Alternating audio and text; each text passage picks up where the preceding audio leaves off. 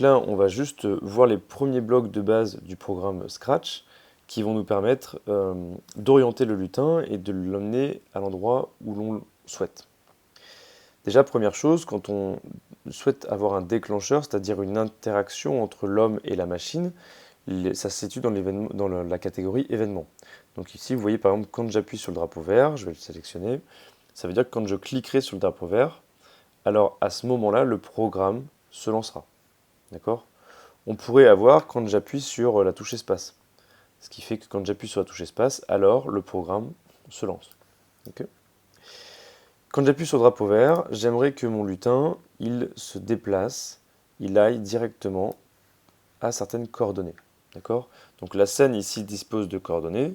Il y a derrière un repère dans le plan qui est en abscisse et en ordonnée qui est caché dans cette scène pour qu'on puisse expliquer, dire au robot, pardon, au lutin, où est-ce qu'il doit se déplacer.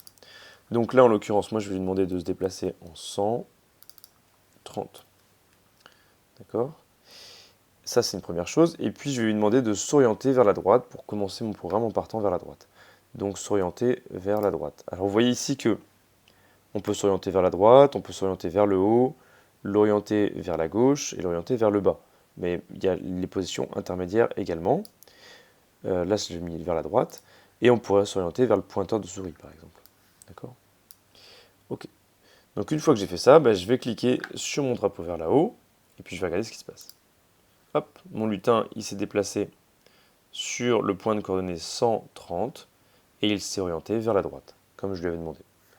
J'aurais très bien pu aussi utiliser le mouvement, glisser en 1 seconde ou glisser en plus de secondes à tel endroit. Donc on va le mettre, tiens, glisser en 1 seconde, tu vas glisser à 0, 0. Donc pour rappel,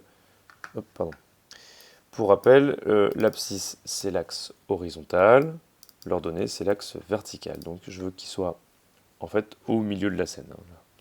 Donc c'est parti, je clique sur le drapeau et il va venir se déplacer en 0, 0. On peut aussi parfois coder l'arrière-plan. Vous voyez ici la scène, l'arrière-plan il est bleu. Si j'ai envie de changer d'arrière-plan, je clique sur ma scène et de la même façon, je vais dans Code ici. Et là en l'occurrence, moi j'avais codé quand j'appuie sur la touche Espace, alors je change d'arrière-plan. Voilà. J'ai chargé 3 arrière-plans et donc il change à chaque fois que j'appuie sur la touche Espace. Comment faire pour charger plusieurs arrière-plans, même si ce n'est pas intéressant pour le moment, mais je vous le laisse quand même. Je clique sur arrière-plan. Je vais ici en haut à gauche dans arrière-plan. Et donc j'ai chargé 3 arrière-plans que je fais passer de l'un à l'autre. D'accord? Alors ça c'est utile par exemple sur des jeux, sur des scènes, quand on code un programme Scratch. On se retrouve pour la suite.